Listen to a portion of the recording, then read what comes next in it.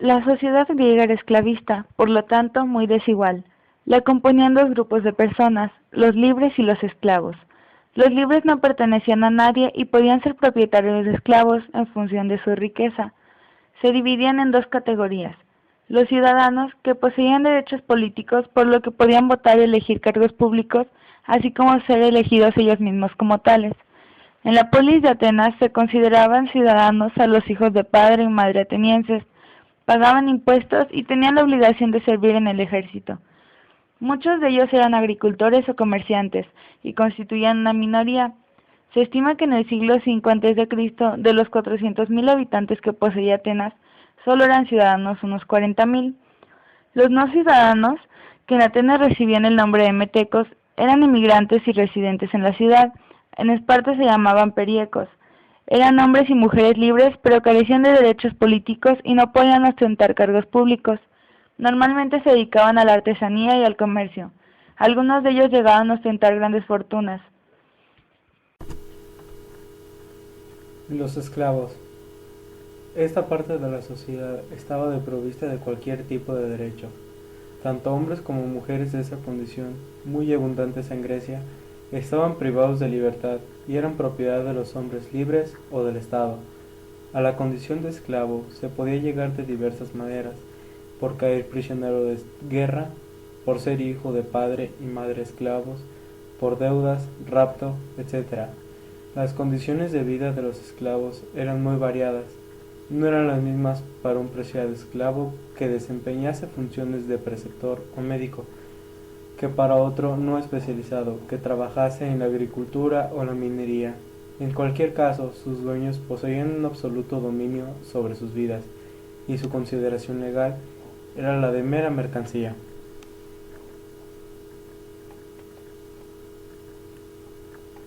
Las mujeres, libres en Grecia, carecían de derechos políticos, estaban sometidas al varón, ya fuese este el padre o el marido, y sus movimientos estaban muy restringidos. Las que pertenecían a las familias acomodadas salían en escasas ocasiones de su hogar, y dentro de éste tenían asignado su espacio en particular, el gineceo. Muchas actividades reservadas para los varones, como la asistencia a los juegos, eran prohibidas a la mujer. La sociedad griega, las polis.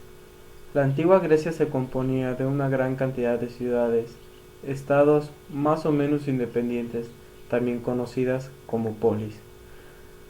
Cada poli poseía sus propias instituciones políticas, religiosas, legislativas e incluso su propio gobierno. El concepto de polis era totalmente original, incluso es uno de los rasgos que identifican hoy en día la civilización griega.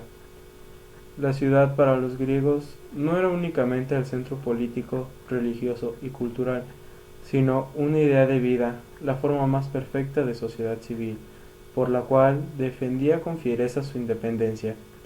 Sin embargo, compartían ciertos aspectos que los hacían a todos los griegos, como el lenguaje, la cultura, la religión y una identidad ética e intelectual que seguían con orgullo.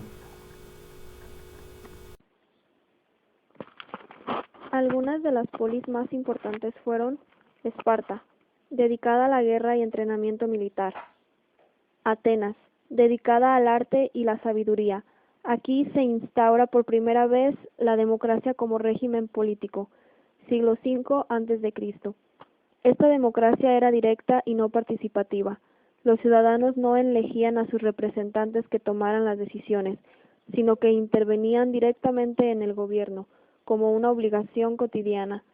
Esta asamblea, donde se difundían los asuntos del Estado y al que accedía cualquier persona con el título de ciudadano. Otras ciudades griegas también establecieron democracias, pero no todas siguiendo el modelo ateniense, y desde luego ninguna fue tan poderosa ni tan estable o bien documentada como la de Atenas. Sigue siendo un experimento único e integrante en la democracia directa.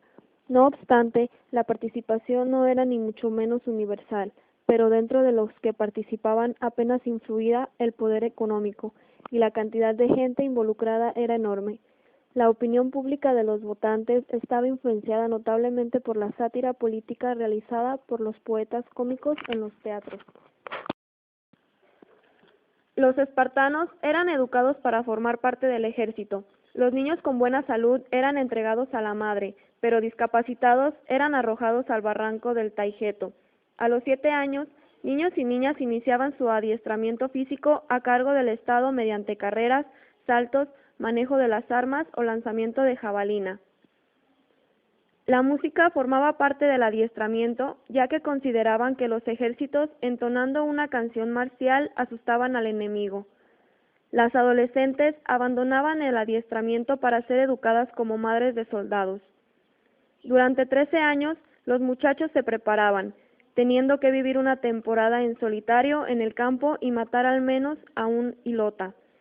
Entre los 20 y 30 años se integraban en el ejército, donde continuaban su perfeccionamiento militar. A los 30 años alcanzaban la edad adulta y pasaban a desempeñar cargos públicos hasta los 60. Los ciudadanos espartanos se regían por una constitución en la que se reflejan las instituciones que forman el poder en la polis.